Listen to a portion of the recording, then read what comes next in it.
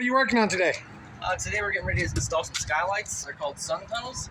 It's actually an alternative to an actual skylight. It's a cost-effective way to get, good natural light inside your house. One of the cool things about them though is if you do want an actual light in them, they do have light kits you can install in them in case on really dark days or at night times. You can install light kits. And some of these are very, very bright, especially these 14-inch kits. Basically the inside of this tunnel is like a mirror. So it reflects all the sunlight right down inside the house. You kind of see what the lens looks like right here. Kind of looks like a light. Right here, this is a 10-inch lens right here. And then that is a 14-inch lens. It's a little scratched up. We just use it for showing people what they look like. There's basically three main parts to this.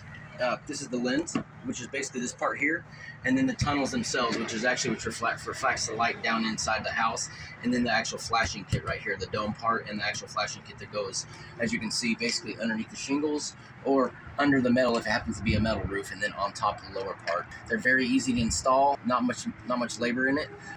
They're actually very cheap compared to what a skylight would be.